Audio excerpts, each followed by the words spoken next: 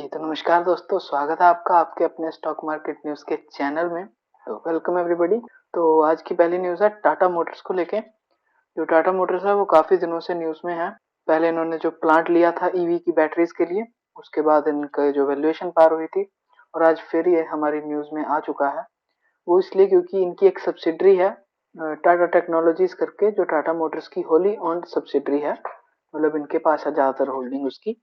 उसकी होल्डिंग में से कुछ पार्ट ये आईपीओ में करने जा रहे हैं, यानी कि टाटा टेक्नोलॉजीज का जल्द ही आपको आईपीओ देखने को मिलेगा। तो जब आईपीओ में लिस्ट होगा तो टाटा मोटर्स को काफी फायदा होगा उससे, क्योंकि वो सारा पैसा घूम घुमा के तो इनके पास ही आने वाला है, इनकी डेवलपमेंट में काम आएगा। तो देखते हैं कब तक आएगा। बाकी ड्राफ्ट प्रोस्पेक्टस तो उन्होंने लिस्ट कर दिया है, सही रेड हेयरिंग प्रोस्पेक्टस, और कब तक वो लिस्ट होता है वो देखते हैं। बाकी जल्द ही होगा। टाटा का वैसे काफी देर के बाद अभी कोई आईपीओ आ रहा है। नेक्स्ट जो है जी, इंडियन एनर्जी एक्सचेंज लिमिटेड। ये जो कंपनी है, ये मैं कह रहा था कि इस पे वीडियो बनाएंगे, पर हाँ हमने बनाई नहीं। वो इसलिए क्योंकि इसका जब हमने एनालिसिस किया तो एक ही बात सामने आई कि जो इंडियन एनर्जी एक्सचेंज लिमिटेड ये कंपनी है, इसकी मार्केट में मोनोपोली थी और सरकार को ये मोनोपोली अच्छी नहीं लग रही। अच्छा, अभी ये मोनोपोली खत्म हुई नहीं है, ये बात है अभी कि ये मोनोपोली इनकी खत्म नहीं हुई, अभी सही है। सिर्फ एक रिपोर्ट आई थी जिसपे कि इस शेयर ने इतना रिएक्ट कर दिया। वो रिपोर्ट यही थी कि इसकी मोनोपोली को कैसे खत्म किया जा सकता है, इसके रिलेटेड रिपोर्ट थी। तो ये 2-3 दिन तक काफी गिरता रहा ये स्टॉक। फिर आप कहेंगे कि आज तो ये 1% के करीब करीब बढ़ गया, वो क्यों? तो मैनेजमेंट की कमेंट्री आई है उस पर।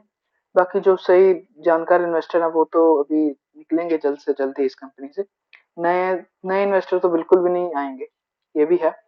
क्योंकि जब मोनोपोली पे खतरा आ रहा है तो ये मेन बिजनेस पे इनके खतरा आ रहा है, और जब मेन बिजनेस पे कोई खतरा आ जाता है तो कंपनी का शेयर प्राइस तो गिरता ही है, क्योंकि ये अगर ऐसा कुछ भी होता है तो अगले 5 से 10 साल कंपनी रिकवर नहीं कर पाएगी। हाँ जी, तो हमारी नेक्स्ट कंपनी की तरफ बढ़ते हैं। वो है जी IND रिन्यूएबल्स एनर्जी लिमिटेड करके। अच्छा, ये शेयर मैंने जानबूझ के आज की न्यूज में लिया। ये जो है ये राइट इशू कर रहा है, तो राइट इशू की वजह से ये शेयर 3% बढ़ गया। अभी मैं आपको एक चीज दिखाऊंगा, आप खुद कहेंगे कि ये शेयर तो कैसा है।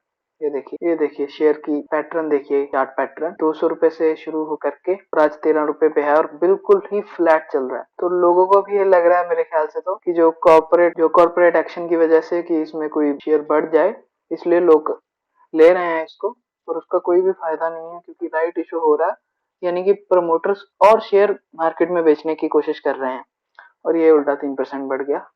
चलिए नेक्स्ट कंपनी की तरफ। वो है जी ABB इंडिया लिमिटेड, जिसका कि टारगेट आ रहे थे 5000 के, क्योंकि ये कंपनी के फाइनेंशियल्स काफी देर से इम्प्रूव हो रहे थे। इस जो लेटेस्ट क्वार्टर्स के रिजल्ट आए वो भी काफी अच्छे आए। तो इस कारण कई कई जो है फर्म्स ने, इन्वेस्टमेंट फर्म्स ने, कई बैंक्स ने इसको एक पॉजिटिव रेटिंग दी, कि बाय रेटिंग दी, कि इसको खरीदो, मुनाफा होगा। तो उसमें से एक था यूबीएस ने भी इसको रेटिंग दी कि यहाँ से कुछ 10 के 20% बढ़ेगा शेयर।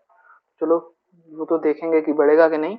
बाकी हाँ, मोस्टली पॉजिटिव ही है, मोस्टली लोग इस पे। बाकी इसके फाइनेंशियल्स इंप्रूव हो रहे हैं, जैसे 5.220 बिलियन से सीधा 10.16 बिलियन का प्रॉफिट हो गया, डबल हो गया बेसिकली प्रॉफिट, आप देख सकते हैं एक साल के अंदर अंदर। तो काफी अच्छी ग्रोथ है, ग्रोथ के बेसिस पे तो शेयर फिर बढ़ता ही है।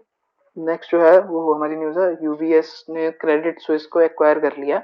आप इस खबर को ऐसे समझ सकते हैं कि जैसे यस बैंक हमारी डूबी थी, तो एसबीआई ने उसको, उसके शेयर्स परचेज करके कैसे ना कैसे करके उसको दोबारा खड़ा किया है एसबीआई और आरबीआई ने दोनों ने, मीन्स की बस वैसे ही जो क्रेडिट स्विस बैंक डूब गई थी उसको दोबारा से यूबीएस बैंक खड़ी कर रही है। अमेरिका लिए तो कह लीजिए अच्छी न्यूज ही है। बाकी होना ही था, ये तो कोई किसी ना किसी को तो आगे आना ही था, बैंक को दोबारा खड़ा करना पड़ेगा। नेक्स्ट जो है container corporation of India limited, Concor.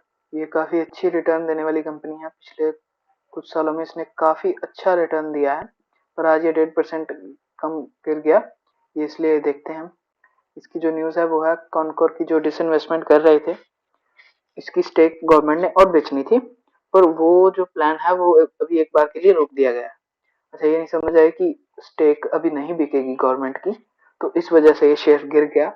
ये बात तो चलो नहीं समझ आई मुझे, पर फिर भी ये तो इम्पोर्टेंट है कि जो डिसइन्वेस्टमेंट का प्लान था गवर्नमेंट का रेलवेज बेचेगी करके, वो रुका हुआ है अभी, और ये शेयर आज 1.5% गिर गया।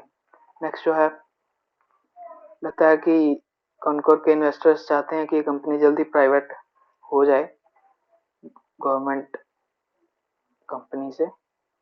नेक्स्ट जो है आईआरसीटीसी को लेके, आईआरसीटीसी की कोई न्यूज नहीं है, कुछ भी नहीं है, वो तो मैंने खोला है कॉनकोर के बाद, आईईएक्स के बाद।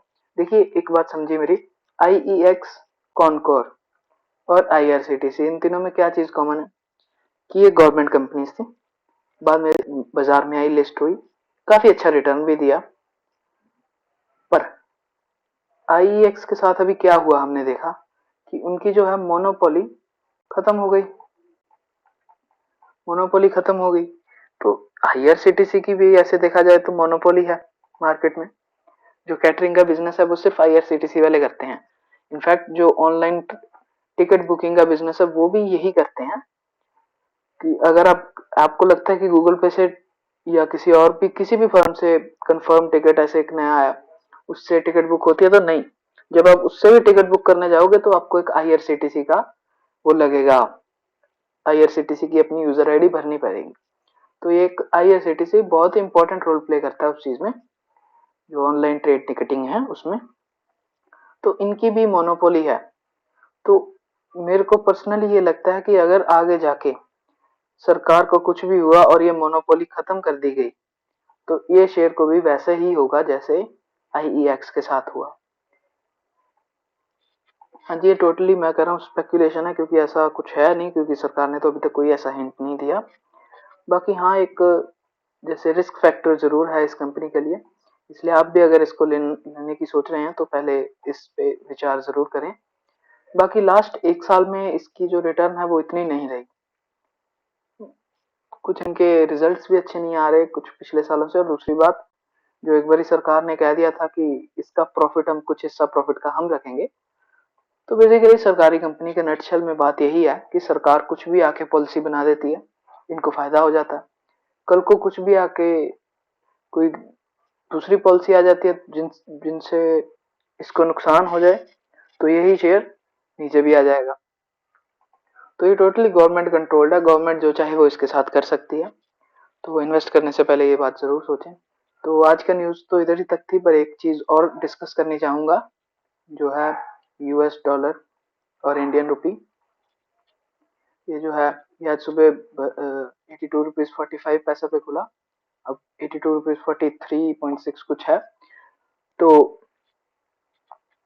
बेसिकली फ्लैट ही है, इतना तो कोई मूव नहीं है।